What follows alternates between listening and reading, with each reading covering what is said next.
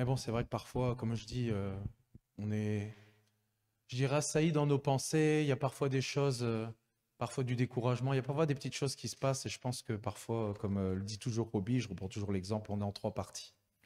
Donc, je pense qu'il y a une partie pour accuser le coup parfois dans certaines épreuves. Et après, je pense que la foi, elle repart. Et je rends grâce à Dieu. Je rends grâce à Dieu parce que c'est pas nous qui l'avons choisi, c'est lui qui nous a choisis.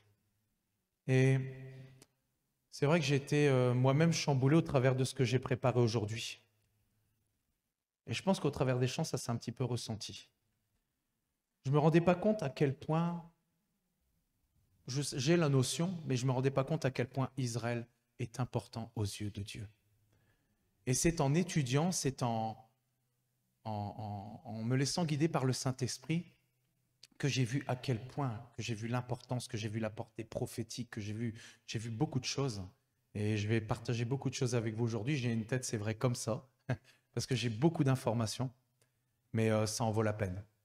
Et c'est vrai que, comme je vous dis, des fois, des fois, je fais la conclusion, puis tout s'emboîte, en fait, tout finit par s'imbriquer. Donc, des fois, c'est vrai que si je peux manger un ou deux mots, mais c'est pas grave.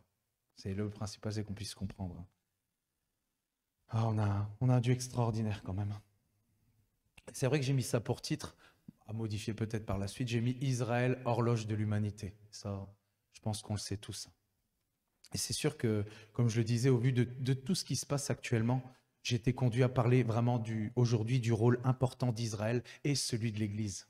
L'un ne va pas sans l'autre. Israël est Israël, l'Église est l'Église, mais ils ont tous les deux un rôle vraiment primordial à jouer.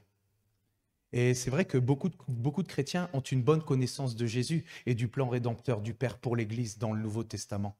Mais leur connaissance, elle reste quand même limitée. Et je vais prendre un premier verset avec vous que Jésus a dit dans Jean 14, 9. Et il dit, « Il y a si longtemps que je suis avec vous et tu ne m'as pas connu, Philippe. Celui qui m'a vu a vu le Père. Comment dis-tu, montre-nous le Père ?» Et c'est vrai que connaître le Père, c'est aussi connaître ce qu'il a révélé à travers les prophètes dans l'Ancienne Alliance. Mais je mesure de plus en plus l'importance et à quel point, et j'en ai discuté avec Rosemary, avec d'autres. Et, euh, et c'est tellement d'actualité quand on regarde un petit peu tout ce qui se passe autour de nous. On peut dire, comme je disais la dernière fois, que Israël est assailli de part et d'autre et que c'est déjà arrivé dans le passé. Mais dans le temps dans lequel on est, on voit que ça va quand même un cran plus loin. On voit quand même qu'il y a des choses qui sont en train de se passer par là. Et on se doit vraiment de prier pour Israël. Et je vais vraiment montrer au travers de cette prédication à quel point c'est important de prier pour Israël. Et Dieu nous le demande prophétiquement dans l'Ancien Testament et je vais vous en parler. J'ai découvert des choses extraordinaires.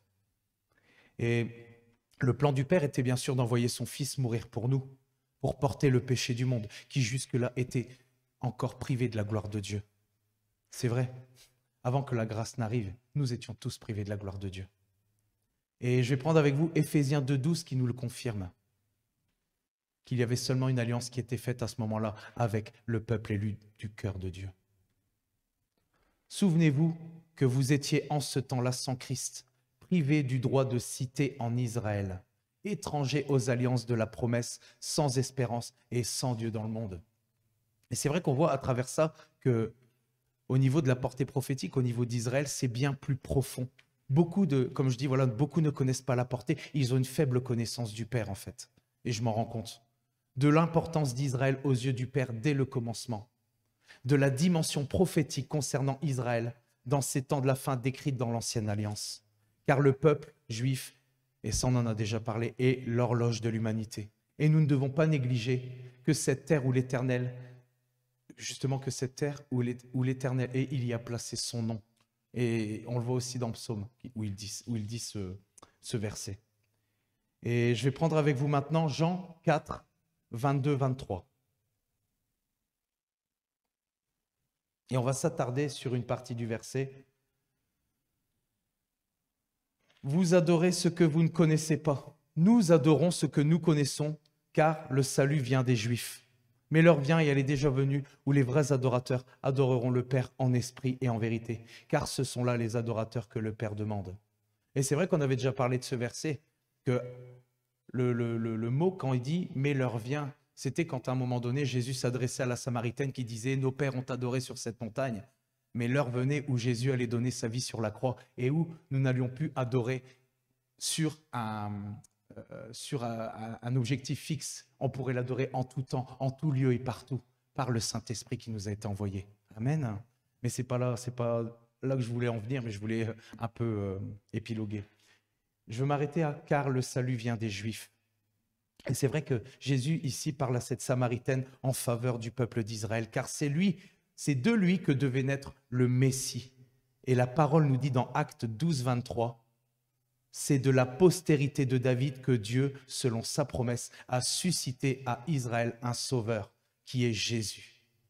Et ce sauveur, c'est ce sauveur même qui permettrait d'étendre le salut à toute l'humanité. Car sans les Juifs, pas de patriarche, et donc pas de prophète, pas d'apôtre qui aurait porté l'évangile aux nations païennes, et donc pas de sauveur. Alors que nous resterait-il? Le salut vient des Juifs. C'était vraiment pour expliquer que le salut vient des Juifs et montrer la portée que ça a. Toutes les bénédictions spirituelles que nous avons, c'est grâce à Israël. Au commencement, Dieu avait promis à Abraham qu'il serait le père d'une grande nation, qui posséderait une terre. Et quand on regarde l'actualité, on voit que cette terre est toujours au centre de l'attention.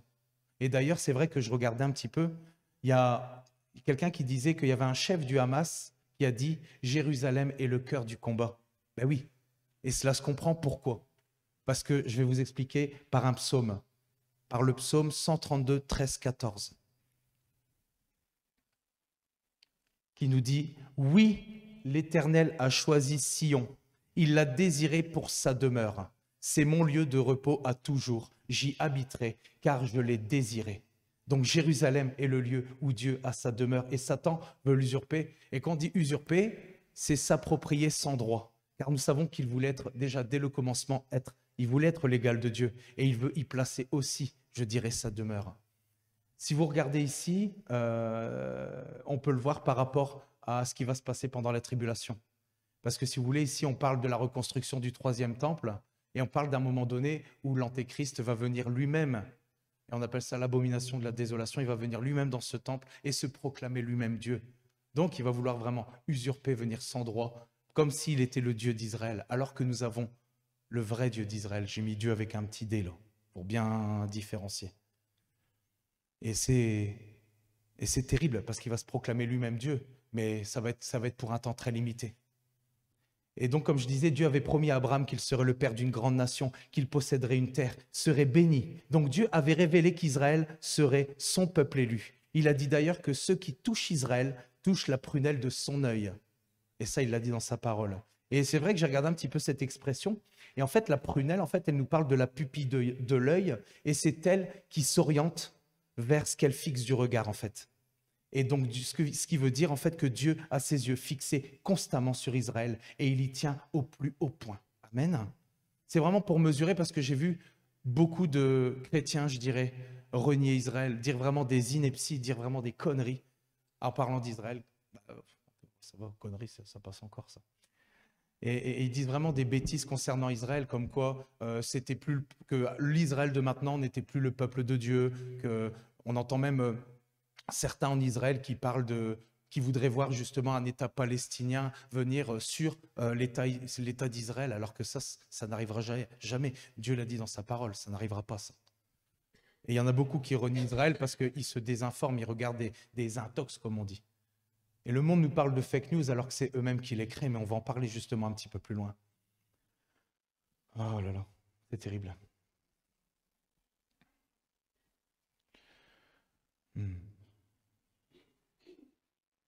Et c'est ça. Et Israël deviendrait elle-même une source de bénédiction pour les nations. Et cela a été prophétisé dans Ésaïe. Je vais prendre avec vous Ésaïe 9, 1, 2. Mais les ténèbres ne régneront pas toujours sur la terre où il y a maintenant des angoisses.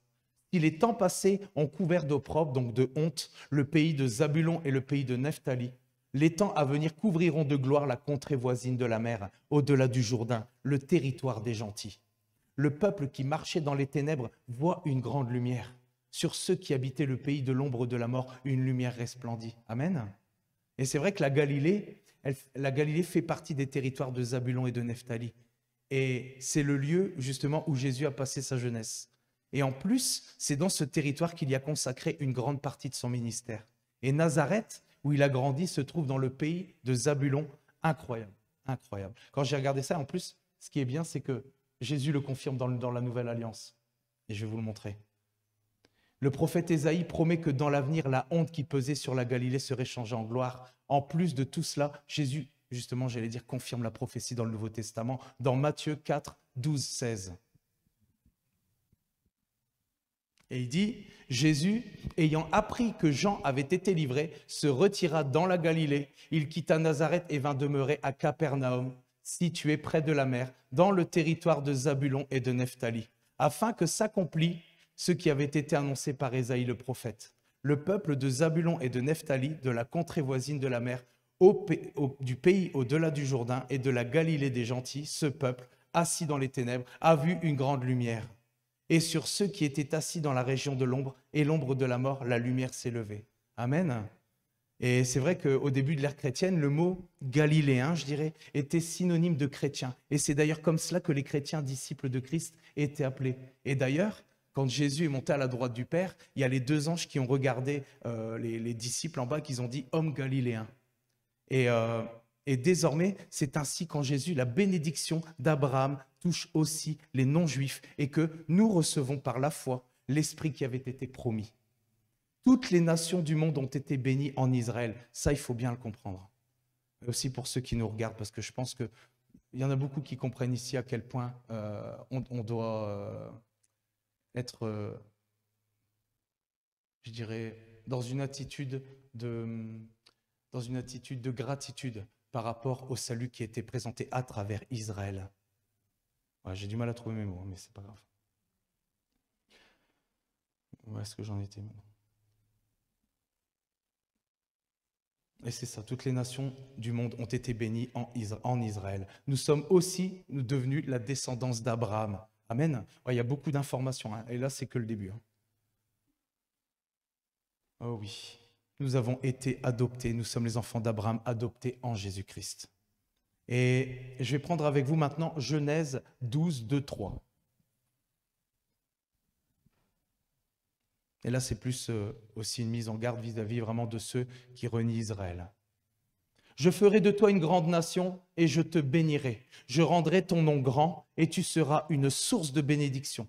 Je bénirai ceux qui te béniront et je maudirai ceux qui te maudiront. Et toutes les familles de la terre seront bénies en toi. Encore une confirmation. J'entends beaucoup de chrétiens renier Israël en Europe. C'est ce que je disais tout à l'heure. Car il y a un manque de connaissances, et on en parlait en réunion de prière. Il y a un manque de connaissances. Ils sont ignorants concernant vraiment le sujet qu'on parle aujourd'hui. Pourtant, tout est écrit dans la Bible. Et vraiment, en étudiant, en regardant et en méditant, eh ben, on voit bien à quel point, justement, il y a beaucoup d'ignorance en Europe. Et beaucoup ne lisent pas les Écritures. Car celle-ci efface l'ignorance et nous fait entrer dans toute la vérité. On a parlé du domaine de la vérité. Quand on voit Israël mentionné 2500 fois dans l'Ancien Testament, on ne peut pas comprendre l'essence des Écritures si nous ne comprenons pas qui est Israël. Amen. Beaucoup prennent part à tout ce que l'on voit aux informations, ou plutôt des informations. Et moi-même, je me rends compte qu'en prenant du recul, je regardais certaines infos, des choses, des personnes qui disaient des choses vraies.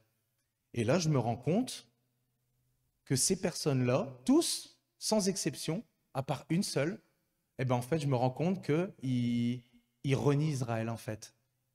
Ils tiennent vraiment avec le pouvoir politique, alors qu'ils se battent contre, dans les autres sphères, ils se battent contre, mais ils ne se rendent pas compte qu'en fait, ils sont aveuglés, en fait. Et il y a un manque de connaissances. Il y a une ignorance qui est là. Et même au niveau des chrétiens, hein. Je pense qu'on peut employer aussi ce terme quand on dit « mon peuple périt faute de connaissance ». Et c'est ça aussi, connaître le Père, c'est connaître ce qu'il a préparé. Que ce soit vraiment dans les Écritures, parce que c'est vrai qu'on appelle les Écritures l'Ancien Testament, ou dans le Nouveau Testament. C'est vrai que je lisais beaucoup la parole de Dieu au niveau du Nouveau Testament, mais les Écritures, elles nous enseignent pas mal de choses. Elles nous permettent parfois de nous réaiguiller sur certaines choses, dont le sujet d'aujourd'hui. Je rends grâce à Dieu de ce qui ouvre encore les yeux de notre cœur. Et à quel point nous puissions mesurer à quel point nous devons prier pour Israël. Veillez et priez. Et on va en parler de veiller et prier. Veillez et prier. Je pense que c'est en toute situation. Et Dieu nous parle aussi, je pense, par rapport à Israël. Veillez et priez, veillez et priez. Et on va en parler des veilleurs, des sentinelles que nous sommes. Et on parle de nous dans l'Ancien Testament. C'est extraordinaire. On va en parler juste après. Et nous ne devons pas nous tromper de combat. Nous ne devons pas agir à l'encontre du commandement de Dieu cité ci-dessus, qui dit justement qu'il maudirait ceux qui maudiront Israël. Et je vais prendre avec vous justement la version Darby du psaume 129,5, qui montre une fois de plus les conséquences. Il dit qu'ils soient couverts de honte et se retirent en arrière, tous ceux qui haïssent Sion. Si nous renions Israël, alors nous renions aussi Jésus. C'est comme ça. Si nous renions Israël, alors nous renions aussi Jésus. Mais beaucoup ne le voient pas. Beaucoup connaissent, comme je disais, ont de la connaissance pour le Nouveau Testament, mais ne se rendent pas compte à quel point ils sont dans l'erreur, à quel point il y a un esprit de mensonge qui est venu et qui a semé vraiment une graine. Faut faire attention à ce qu'on regarde pour ne rien laisser pénétrer de mauvais dans notre cœur et toujours demander le discernement du Saint-Esprit. Toujours. Amen. Et c'est ça, on en parlait avec Rosemary. Il faut pouvoir différencier le peuple, le véritable peuple élu de Dieu et le pouvoir politique corrompu qui n'est pas de Dieu et qui fait des alliances que Dieu rejette. Parce que Dieu a choisi Israël parmi tous les peuples et on a encore une confirmation de voir l'importance du peuple d'Israël. Et je vais prendre avec vous Deutéronome 7,6 de la Bible Semeur. Tu es en effet un peuple saint pour l'Éternel ton Dieu. Il t'a choisi parmi tous les peuples qui se trouvent sur la surface de la terre pour que tu sois son peuple précieux. Amen. J'aime bien la Bible Semeur. Parfois, elle est pas qu'elle est un peu plus explicite, mais parfois c'est vrai que les Écritures, que ce soit les temps ou parfois, je dirais pas qu'elle est comme la Bible. Comment on appelle la Bible qui. Comment on appelle c'est la Bible qui... Oh là là, si je trouve pas le mot, vous n'allez pas pouvoir m'aider. Pas la simplifier, celle qu'on utilise parfois là. Tu sais, celle qui grossit, je dirais, qui amène plus loin. Ah ouais, je te remercie Agathe. Oh, je te remercie beaucoup. Je pense que je vais couper. Ouais, c'est ça, exactement. Et je trouve que parfois les mots ont plus de profondeur. Et j'aime ça. Et vous allez voir à quel point les mots ont une profondeur et je rends grâce à Dieu. Et c'est ça. Je le dis souvent, c'est ça. Et nous devons comprendre l'enjeu spirituel qu'il y a dans notre façon d'agir envers Israël. Dieu a mis devant nous, il a dit, la bénédiction et la malédiction. Alors choisissons. Maintenant que nous comprenons le rôle qu'a joué Israël vis-à-vis de notre salut, est-ce qu'elle représente aux yeux de Dieu? Parce que c'est ça qui est important aussi. Quel est notre rôle à nous vis-à-vis d'Israël? Et là, on va entrer dans le vif, on va entrer dans l'arbre. Là, c'est... Et je vais prendre avec vous Ésaïe 62, 6, 7.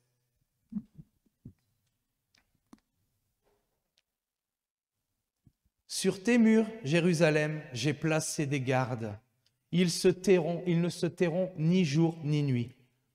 Vous qui l'a rappelé au souvenir de l'Éternel, point de repos pour vous. Et ne lui laissez aucun relâche jusqu'à ce qu'il rétablisse Jérusalem et la rende glorieuse sur la terre.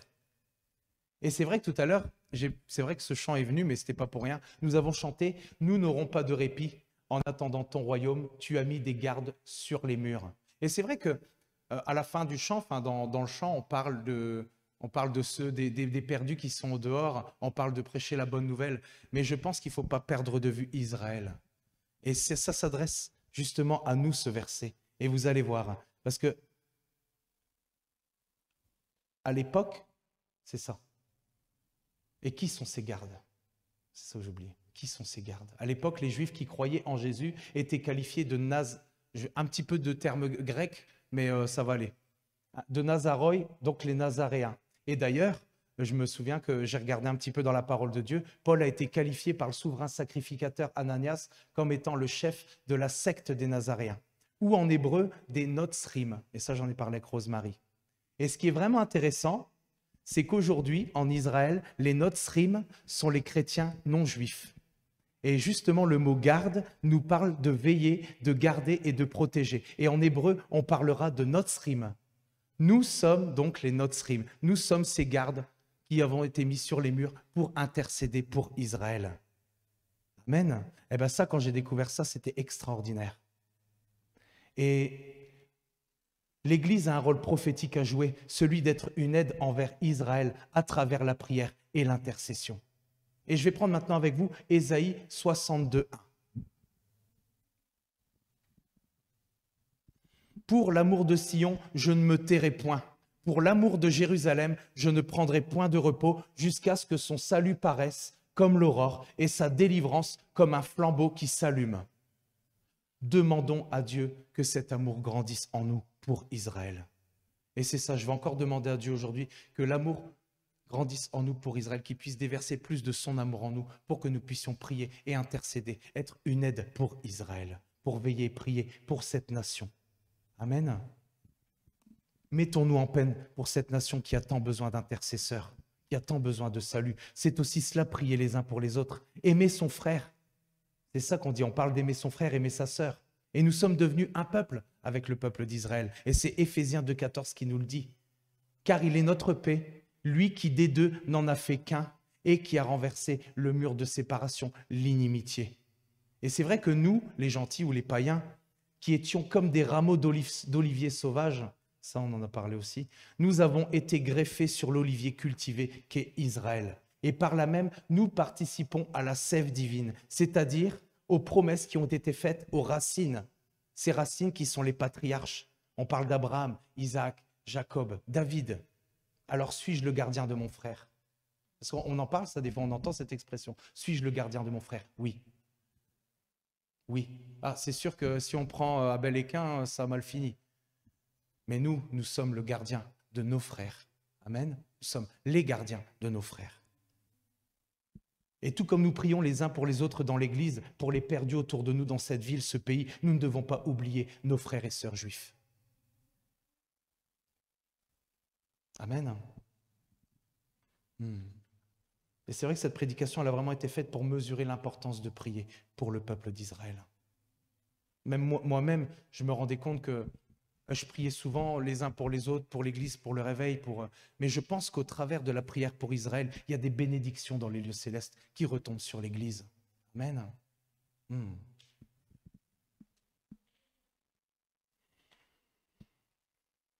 Je vais prendre avec vous le psaume 122,6 de la Bible Darby. Et ce verset nous dit « Demandez la paix de Jérusalem, ceux qui t'aiment prospéreront. » Et c'est vrai que déjà là, nous voyons la bénédiction qui s'attache à ceux qui aiment Jérusalem et prient pour sa paix. Nous devons demander la paix de Jérusalem. Nous voyons en ce moment à quel point le peuple juif vit des choses terribles. Et c'est vrai même du côté palestinien. Mais comme on dit, il ne faut pas confondre avec le pouvoir politique corrompu. Parce que c'est ça qui amène. Et en plus, je peux vous dire une chose, c'est qu'il y a du faux soutien à travers certaines nations. Bien sûr. Bien sûr. Et ça fait longtemps, bien sûr. Bien sûr. Parce qu'on sait qui est au sommet de tout ça. Amen.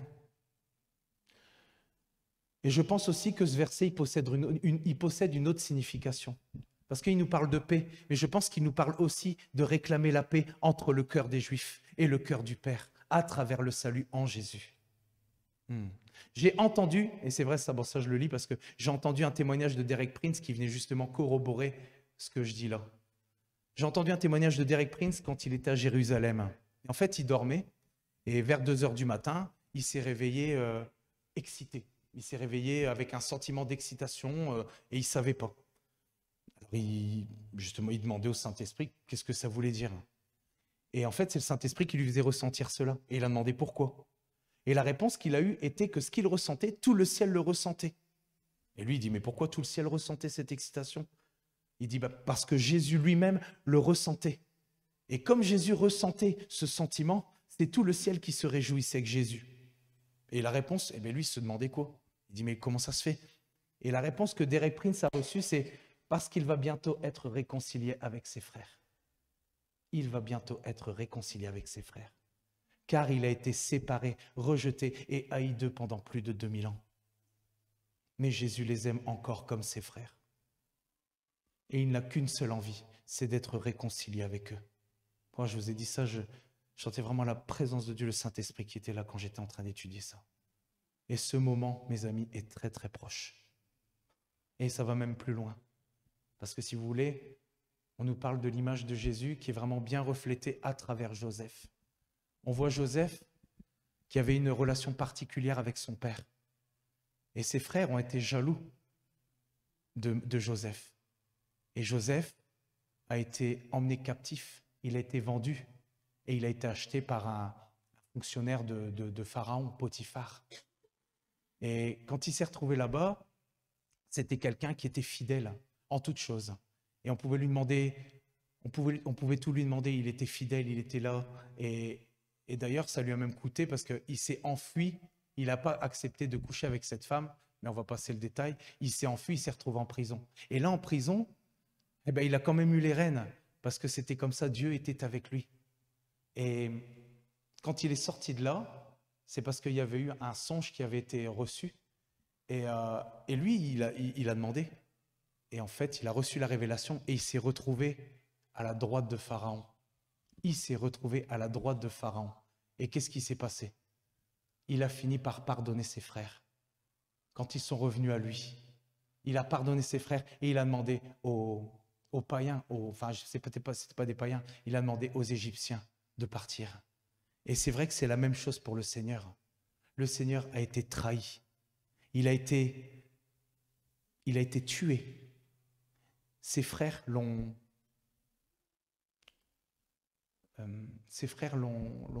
laissé être captif et il est mort sur la croix. Et à travers ça, après, il est monté à la droite de Dieu. Il est mort pour nous, il a payé le prix pour nous et il est monté à la droite de Dieu.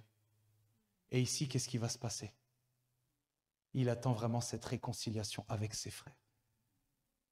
Je ne l'explique pas comme c'était expliqué, mais je pense que vous comprenez la profondeur du texte. Et quand j'ai lu ça, quand j'ai étudié ça, je me suis dit, waouh, c'est extraordinaire parce que c'est la même chose ici, à la fin des temps, après la tribulation, quand les cœurs vont se tourner vers Jésus, quand le peuple juif va se tourner vers Jésus. Ça va être extraordinaire. Amen. Il faut mesurer vraiment la profondeur de l'importance que le peuple juif a aux yeux de Dieu. Israël est l'horloge de l'humanité. Et je vais prendre maintenant avec vous Romains 11, 25, 26.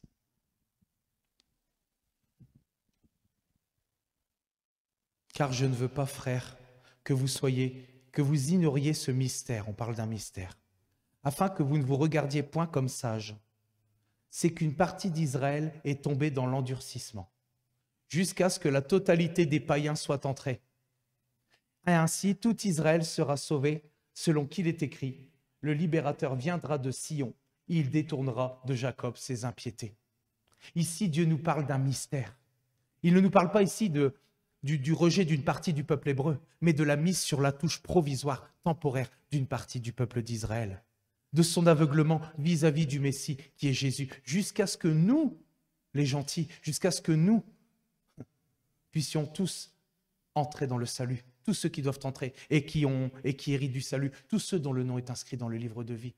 C'est extraordinaire. Et c'est un mystère, Dieu le dit, c'est un mystère. Mais quel mystère extraordinaire pour nous les gentils. Nous les gentils. C'est-à-dire ceux qui ont part à la bénédiction durant ce temps de la grâce, héritant du salut. Mais comme il est dit, ce n'est pas parce que Dieu, dans son plan, a mis de côté partiellement Israël que les chrétiens doivent se croire supérieurs. Ben oui, mais il y en a qui se substituent parce que l'Église est arrivée et on se substitue au peuple d'Israël. Ah ouais, non, tu disais? J'ai pas entendu. Oui, ben oui, c'est ça. Non, mais c'est vrai, c'est vrai. Mais je te dis, à travers ça, on se rend compte vraiment à quel point parfois on peut prendre des gifles, hein. C'est normal, hein. C'est tout à fait normal. Même si je ne me considère pas personnellement au-dessus d'Israël, loin de là. J'avais déjà une haute estime vraiment pour ce peuple. Je ne me considère pas au-dessus. Ça, c'est sûr. Mais bon, c'était pour clarifier un petit peu la situation, quoi. Mais il faut plutôt s'imaginer que c'est Israël qui sonnera la fin du temps de l'Église ici-bas, du temps de la grâce pour les nations. C'est elle qui va sonner le glas. Et je vais prendre avec vous Zacharie 12, 8 à 10. En ce jour-là, l'Éternel protégera les habitants de Jérusalem, et le faible parmi eux sera dans ce jour comme David. Amen. Ça veut dire quoi? Ça veut dire que même le plus petit en Israël, il aura cette force, ce courage, comme a eu David justement, qui, allez, Pêtre, ouais, quand il paissait, c'est ça, Roby? On dit paissait? Quand il paissait, ouais, et qu'il affrontait justement ces bêtes, et après avec Goliath, c'est ça que ça veut dire. Ça veut dire que en ce jour de tumulte, même le plus petit en Israël sera vraiment, pas le plus grand, mais aura du courage. Oui, c'est ça. Et David était le plus petit. Exactement, exactement, exactement. Et la maison de David, donc je continue le verset, la maison de David sera comme Dieu, comme l'ange de l'Éternel devant eux. En ce jour-là, je m'efforcerai de détruire toutes les nations qui viendront contre Jérusalem. Alors je répandrai sur la maison de David et sur les habitants de Jérusalem un esprit de grâce et de supplication.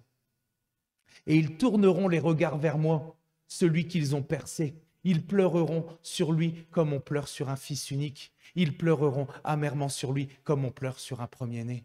Et on en parlait tout à l'heure. À la fin du temps des nations, il va y avoir vraiment un rassemblement des rois restés fidèles à l'Antéchrist. Et la Bible, elle nous parle en myriades. Mais si on regarde les autres traductions, elle parle à travers de 200 millions de soldats. Imaginez-vous. Pour l'assaut final contre Israël dans la plaine de Megiddo. C'est ça la bataille d'Armageddon. C'est la plaine de Megiddo. Et d'ailleurs, c'est vrai que beaucoup de batailles se sont déjà livrées dans cette plaine, avec notamment la victoire de Barak sur les Cananéens, ainsi que Gédéon sur les Madianites.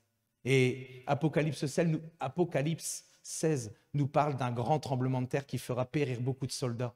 D'ailleurs, il sera si terrible qu'il disloquera Jérusalem en 3 parties et fera s'écrouler toutes les villes du monde. C'est un tremblement de terre comme il n'y a jamais eu depuis le commencement, jamais. Mais là, on ne sera pas loin du retour de Christ. Et notre Seigneur mettra un point final à cette terrible guerre, mais il ne sera pas seul. Il ne sera pas seul. Et je vais prendre avec vous Apocalypse 19, 14. Les armées qui sont dans le ciel le suivaient sur des chevaux blancs, revêtus d'un fin lin blanc et pur. Ça vous dit quelque chose? Ce verset nous parle des cavaliers qui suivront Christ, qui sont les anges et bien sûr l'épouse de l'agneau. Et viendront au secours de ce reste élu d'Israël. Et à la fin de la 7e année, Dieu répandra un esprit de grâce et de supplication. L'aveuglement partiel touchera à sa fin. Il y aura une repentance profonde de la part du peuple d'Israël, qui verront celui qu'ils ont rejeté, qu'ils ont percé, qu'ils ont transpercé. Et Apocalypse 1,7 nous dit que tout œil le verra, même ceux qui l'ont percé, et toutes les tribus de la terre se lamenteront à cause de lui. Ils pleureront comme jamais, tellement qu'en ce jour-là, il est dit que le deuil sera grand à Jérusalem. Et après cela, nous régnerons avec Christ pendant 1000 ans sur la terre. Cela confirme bien qu'une fois qu'Israël aura ouvert les yeux de son cœur vis-à-vis de notre merveilleux Sauveur, alors viendra la fin du temps de la grâce pour les nations. Israël est l'horloge de l'humanité et nous ne devons pas la négliger. Nous ne devons pas négliger Israël. Et j'ai dit cette prédication, c'était vraiment pour mesurer à quel point, à l'importance qu'elle revêt aux yeux de Dieu. Et qu'elle doit revêtir aussi à nos yeux. Ah, on a vraiment un Dieu extraordinaire. Et il y a quelque chose qui... Je pense qu'il y a quelque chose qui ne va pas ici. Je pense que je vais investir dans une tablette.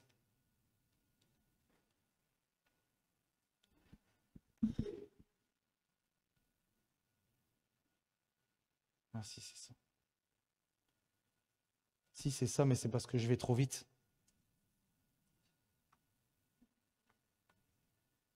Ah là là, sacré Christian.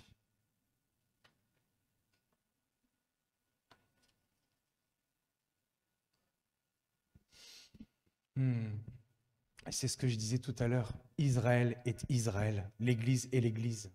Et l'Église ne se substitue pas à Israël dans la Nouvelle Alliance. Nous sommes devenus un seul peuple avec pour point commun le salut en Jésus-Christ. Avec d'un côté, on parle des Juifs messianiques et de l'autre côté, les chrétiens. Ils sont nos frères et sœurs et nous devons être des veilleurs et des gardiens sur les murs de Jérusalem, dans les lieux spirituels, dans les lieux célestes. Amen. C'est-à-dire prendre du temps afin de prier pour eux, pour leur salut, pour la paix de Jérusalem.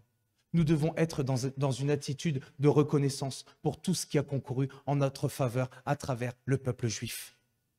Nous l'oublions parfois, mais Dieu a commencé avec le peuple juif et ça se terminera aussi avec le peuple juif. Amen. Il faut qu'on mesure ça. Car Jésus revient pour le peuple juif après la grande tribulation. Et tous les Juifs, et si tous les Juifs n'étaient pas rassemblés, car ils furent dispersés pendant 19 siècles, errants. Et d'ailleurs, je prends le verset avec vous qui les avait condamnés à demeurer pendant tous ces siècles aux quatre coins des nations. Et c'est à ne pas confondre justement avec la première dispersion en Babylonie, qui était limitée. Il n'était pas à travers toutes les nations, au fin fond des nations. Mais là, ce verset, cette prophétie a été donnée pour la dispersion vraiment aux quatre coins du monde. Et il est dit, je n'ai pas pris la référence, hein, Dieu les rejettera car ils ne l'ont pas écouté et ils seront errants au milieu des nations. Amen. Et c'est vrai que la prophétie qui a ramené, parce qu'on sait qu'en 1948, il y a eu la nation d'Israël qui a été créée et la prophétie s'est accomplie et c'est dans Ésaïe chapitre 11, Dieu les rassemblera et les dispersés de Juda les regroupera des quatre coins du monde. Et les Juifs, c'est vrai, sont revenus, vous savez, de plus de 100 nations en Israël. Et s'ils n'étaient pas rassemblés, on sait que les prophéties sont accomplies. Mais si ce n'était pas accompli, à la fin, Jésus ne reviendrait pas, puisqu'à la fin, Jésus revient pour le peuple juif. Nous devons mesurer l'importance du peuple juif aux yeux de Dieu. Amen. Et le miracle dans tout ça, c'est que malgré les coutumes, malgré les mœurs, je dirais, malgré les conditionnements dans les différentes nations, et malgré la pression exercée dans certains pays, ils ont gardé leur identité. Ils sont revenus en Israël et ils ont gardé leur identité envers Dieu. Et c'est ça aussi que je trouve extraordinaire. Et c'est vrai que Derek Prince disait il avait été avec son épouse sa première épouse pendant 20 ans. Et il disait que justement, elle avait passé je ne sais plus combien d'années en Israël. Et elle disait que si c'était, parce qu'elle était danoise à la base, elle disait que si c'était le peuple danois qui avait été mis aux quatre coins du monde, elle dit jamais le peuple danois aurait disparu. Donc elle parle vraiment d'expérience. Et c'est ça qui est vraiment un miracle. Et c'est ça que je dis, que s'ils n'étaient pas tous rassemblés à la fin de la tribulation, alors Jésus ne reviendrait pas pour montrer l'importance de cette réconciliation. Et nous devons aussi être, je dirais, excités dans l'idée de voir le cœur du peuple juif réconcilié avec le cœur du Père et accepter celui qu'ils ont rejeté. Parce que je suis sûr maintenant et je mesure à quel point le Seigneur a vraiment hâte de pouvoir se réconcilier avec ses frères. La bénédiction de Dieu demeurera sur nous si nous avons de l'amour pour Israël. Beaucoup de prophéties se sont réalisées concernant Israël. Et il en reste encore 2 ou 3 qui doivent encore arriver. Alors, où nous en sommes? Lui, Derek Prince, il a dit qu'il y avait 88% des prophéties qui avaient été réalisées pour Israël. Et il disait qu'il restait à peine 12 ou 13%.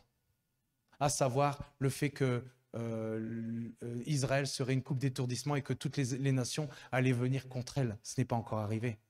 Le retour en gloire du Seigneur, le fait que le cœur du peuple juif se tourne enfin vers le Messie qu'ils ont rejeté, qu'ils ont transpercé. Ce n'est pas encore arrivé, mais nous sommes vraiment tout près de voir cela arriver. Enfin, nous le verrons, puisque nous allons revenir avec Christ à la fin. Amen, c'est notre espérance. Et c'est vrai qu'il y a 2 semaines, on parlait encore de la gloire à venir, vous vous souvenez? Et je vais prendre avec vous un dernier verset, qui nous parle de la gloire à venir. Dans Apocalypse 21, 1, 2, qui arrivera après le millénium.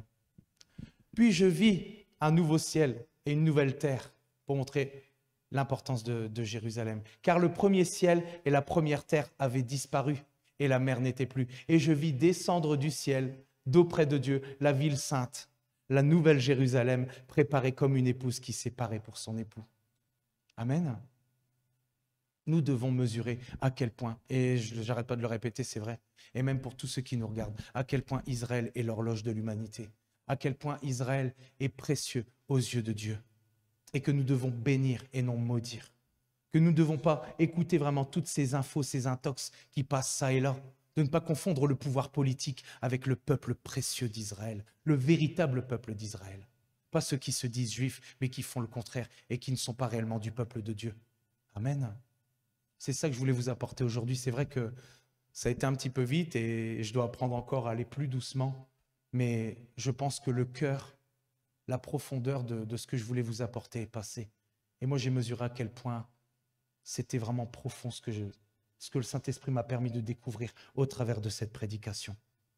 Puissions-nous toujours bénir Israël et le garder dans nos pensées, dans nos cœurs. Et c'est ça qu'on a dit. Tu as mis des gardes sur les murs, nous étendons, non? Nous, hein? Oui, mais c'est ça, mais juste avant, c'était nous étendons nos prières en accord avec ton cœur. En accord avec ton cœur, c'est ça le plus important, avec la volonté de Dieu. Nous ne devons pas être trouvés en train de faire ce que nous ne devons pas faire quand Jésus revient. Amen. Et combattre le bon combat. Et ça, c'est toi qui en avais parlé, Leïla, de vraiment combattre le bon combat. Mais pour ça, il faut toujours vraiment suivre le Saint-Esprit, être soumis à l'Esprit, avoir du discernement pour ne pas frapper comme battant l'air, je dirais. Ou à l'encontre de Dieu, contre sa volonté, parce que là, on peut tout perdre. Amen. Alors voilà, c'est ce que je voulais vous apporter aujourd'hui et je veux vraiment qu'on médite là-dessus, moi le premier. Et je vous souhaite vraiment un excellent dimanche. Je suis vraiment très heureux d'être au milieu de vous. Vous êtes précieux à mes yeux et vous l'êtes encore plus aux yeux de Dieu. Amen. Amen. Je sais pas si vous voulez dire.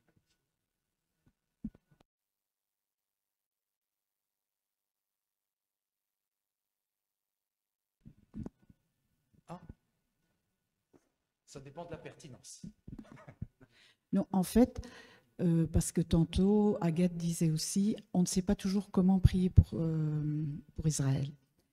Et après tout ce que Christian a apporté, il y a une chose qui se confirme. J'ai relu un passage dans la semaine qui disait « Ce n'est pas à cause de toi, Israël, c'est à cause de l'honneur de mon nom. » Ça, il faut bien toujours y penser. Et c'est pour ça que quand nous prions pour Israël, il faut prier la parole de Dieu pour Israël. Il faut parler ce que Christian a apporté, mais il y a plein d'autres choses encore. Il ne faut pas sortir de ce contexte-là, parce que sinon on ne comprend rien. Ce n'est pas possible de comprendre sinon. C'est pour l'honneur de son nom. Et à la fin de ce texte, il y a qu'en un temps, il transformera les cœurs de pierre en cœurs de chair. Et ça, jamais oublier que c'est le but, pour nous comme pour Israël. Et qu'il ne faut pas croire qu'on est plus loin, peut-être, dans notre transformation qu'Israël, quoi. Je suis tout à fait d'accord. Amen. Ça mérite quand même peut-être d'être mis. En tout cas, je vous souhaite un bon dimanche. À demain pour ceux qui viennent en réunion de prière. Je pense qu'on connaît déjà un petit peu une partie du thème. Alors prions en langue. Parce que c'est vrai qu'on ne sait pas toujours ce qu'il convient de demander, surtout pour Israël. Et je pense, comme Agathe l'a dit, le fait de prier en langue, ça peut vraiment... on peut pas s'écarter de la volonté de Dieu. Amen.